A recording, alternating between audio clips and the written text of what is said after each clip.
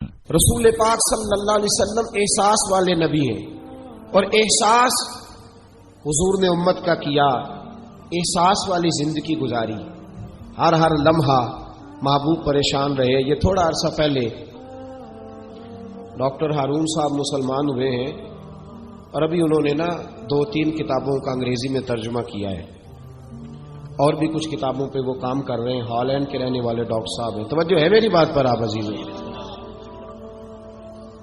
Doctor صاحب کہتے ہیں کہ میں نے یہ سنا تھا کہ مسلمان دہشت گرد ہیں، یہ بم بلاسٹ کرتے ہیں۔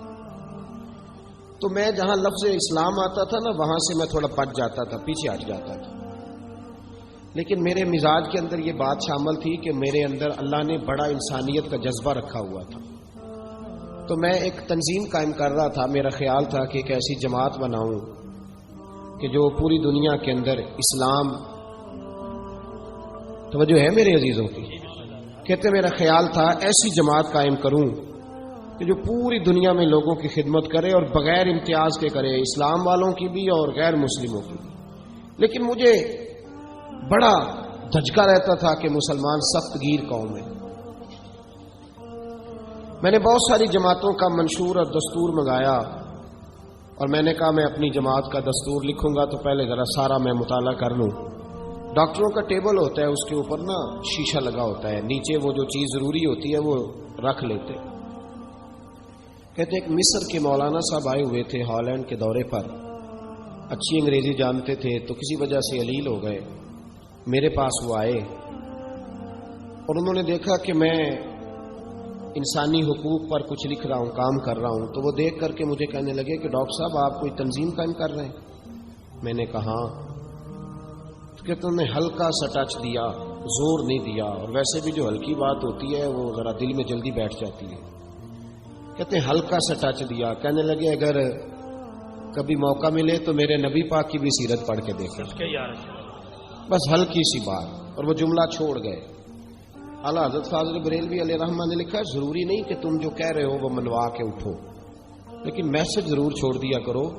جب انسان کے ذہن میں بات ہوتی ہے یہاں سٹاک ہوتا ہے جب بات کا، تو جب وہ کام کرنے لگتا ہے تو ایک دفعہ وہ بات سامنے ضرور آتی ہے، کہہ دیا کرو۔ انہوں نے کہہ دیا کہ ڈاکٹر صاحب ایک دفعہ حضور کی سیرت بھی پڑھ لیں۔ کہتے ہیں میرے ذہن میں بات بیٹھ گئی، مصروف آدمی تھا، زیادہ تو نہیں میں مطالعہ کر سکتا تھا، لیکن میں ایک دن 10 منٹ گھر میں ملے تھے تو میں کمپیوٹر پہ بیٹھا، اور میں نے کہا کہ انگریزی میں جو کتابیں حضور سید عالم صلی اللہ علیہ وسلم کی سیرت کی ہیں ان کو ذرا دیکھتا ہوں۔ تو فرماتے ہیں کہ میں نے نیٹ پہ سرچ کیا، پہلی حدیث آئی اور میں کلمہ پڑھ کے مسلمان ہو گیا۔ حدیث کہاں ہے؟ سبل الہدی والرشاد میں بھی ہے، کنز المال میں بھی ہے، مسند احمد میں بھی ہے، ابن اسحاق میں بھی ہے، ابن شام میں بھی ہے، اور شاید سیرت کی تمام کتابوں میں آپ کو روایت مل جائے۔ نبی پاک صلی اللہ تعالی علیہ وسلم کی حدیث اور روایت کرتے ہیں حضرت سلمان فارسی رضی اللہ تعالیٰ عنہ، اور ساتھ ہیں سیدنا بلال حبشی رضی اللہ تعالیٰ عنہ۔ فرماتے ہیں ہم گھر سے نکلے، حضور نے فرمایا ذرا جلدی چلو ایک ضروری کام ہے۔ فرماتے ہیں بڑی تیزی کے ساتھ آج روٹین سے ہٹ کر محبوب نے تیز تیز قدم مبارک اٹھائے، تیز تیز، اور فرماتے ہیں ایک گلی ہم نے کراس کی، دوسری گلی میں جو پہنچے تو پھٹے پرانے کپڑے، سادی سی بیوی، اور حالت بتاتی تھی کہ بیچاری کسی غریب گھر کی ہے۔ وہ سڑک پہ کھڑی تھی اور رو رہی تھی۔ میرے کریم رسول نے فرمایا بلال اسے پوچھو کیا مسئلہ ہے، کیوں روتی ہے؟ تو حضرت سلمان عرض کرتے ہیں میں نے کہا حضور میں پوچھ لیتا ہوں، آپ جائیے، کام بڑا ضروری ہے جو نکلیں، میں معلومات کرتا ہوں۔ تو محبوب نے فرمایا نہیں، اس کے آنسو پوچھنے سے ضروری کوئی کام بھی نہیں، پہلے اس کی داد رسی ہوگی، اسے پہلے پوچھا جائے گا۔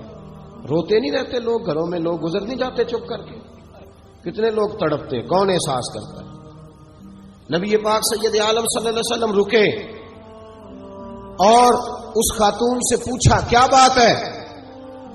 اس نے کہا کہ بات کوئی بھی نہیں، میرا ایک ہی موٹا سا مسئلہ ہے۔ کہا وہ کیا؟ کہنے لگی میں غریب ہوں، اور غریبی بذات خود بہت بڑا گناہ ہوتی ہے، لوگ بڑا جرم سمجھتے ہیں اس کو بذات خود. میں نے شروع میں کہا نا کہ مذہبی سٹیج کی بھی صدارت غریب آدمی نہیں کر سکتا, کیونکہ غریب جو ہوا جہد کول دتی ہونی انہیں نیڑے بہنا ہے نا جی, جہد کول نہیں انہیں تو پیچھے جا کے بہنا اینڈ تے کول کہڑا دتی ہے.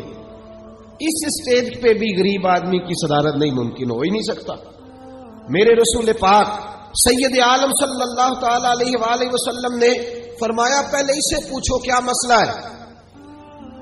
وہ کہنے لگی میں غریب ہوں, بوڑھی ہو گئی ہوں, ساری زندگی غلامی میں گزاری ہے, تیل لینے آئی تھی 5 دینار کا, بوتل میں تیل بھروایا ہے, اور اب بوڑھی ہوں نا تو کمر درد کرتی ہے, پیر پیچھے موڑا ہے تو میں گری ہوں, تیل زمین پی گئی ہے, اب زمین تو واپس نہیں کرتی, لیکن واپس جاؤں گی تو ایک یہودی عورت کی ملازمہ ہوں, وہ درے سے مارے گی, کھال ادھیڑ دے گی, میں بڑی پریشان ہوں, اب نہیں مار کھائی جاتی, ہڈیاں بوڑھی ہیں, قربان جاؤں.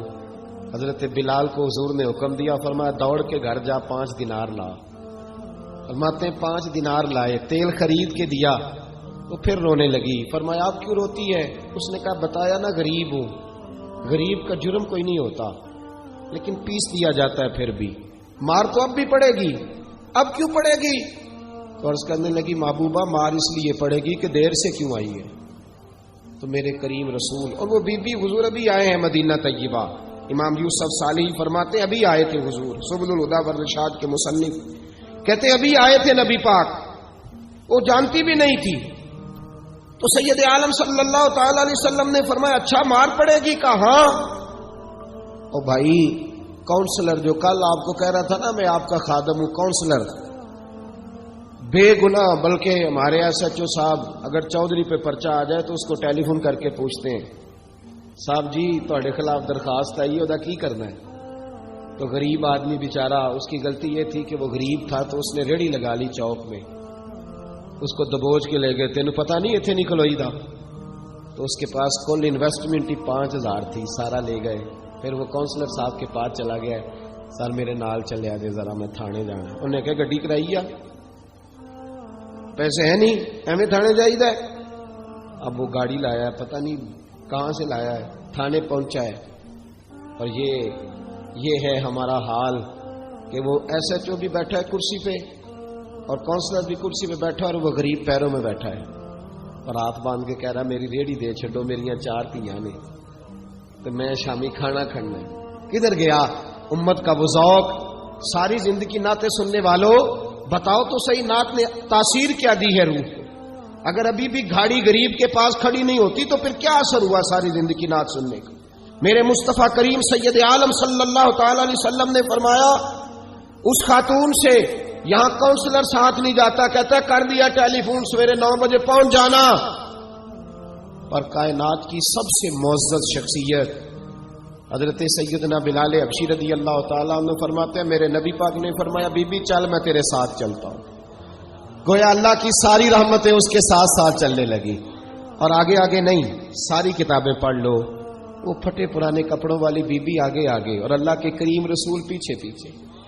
ساری گلیاں اس نے پھرائی, مدینے کی صحرا آ گیا. ایک دروازے پہ دستک دی, سے مالکن آئی. وہ بی بی بعد میں کہتی ہے میں بھی بڑی ڈاڈی تھی, طاقت ہی نہیں تھی میرے سامنے کو کھڑا ہو سکے, لیکن جب میں باہر نکلی تو میں نے نور کے حالے میں لپٹی ہوئی ایک عظیم ہستی کو دیکھا. فرماتے ہیں محبوب کے گورے چٹے رنگ کے اوپر کالی زلفیں اور محبوب پاک کی مقدس آنکھیں جب تک بات کرتے رہے نظریں زمین پہ جھکی رہی. شرم و حیا والے رسول نے بڑے میٹھے, بڑے دھیمے, بڑے خوبصورت لہجے میں کہا. بریلی کے امام فرماتے ہیں نیچی نظروں کی شرم و حیا پہ درود. بڑے دھیمے لہجے میں فرمایا تیری نوکرانی ہے تیری.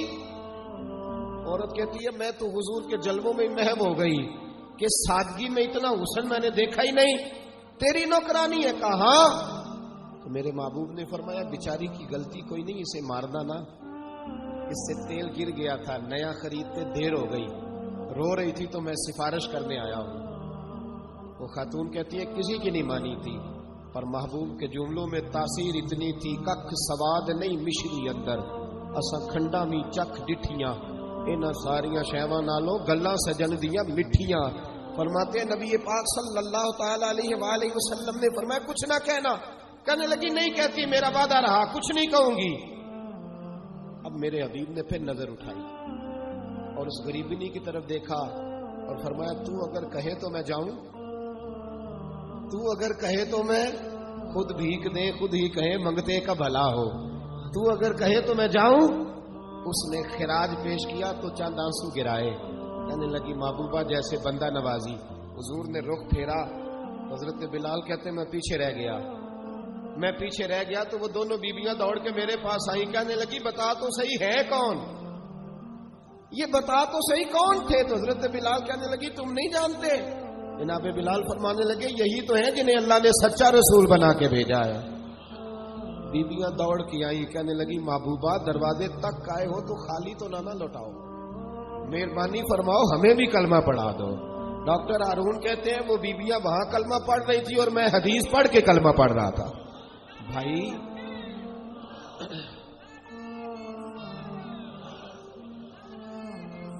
اگر دولت احساس ہے نا پھر تو زندہ ہے. جو زندہ ہوتا ہے اس میں لچک ہوتی ہے، جو مر جاتا ہے وہ اکڑ جاتا ہے. اگر زندگی ہے تو پھر احساس ہونا چاہیے. اگر تیرے اندر زندگی ہے تو پھر احساس ہے، اور اگر تیرے اندر احساس نہیں رہا نا تو پھر زندگی زندہ دلی کا نام ہے. مردہ دل کیا خاک جیا کرتے، احساس سے مربت پیدا کر.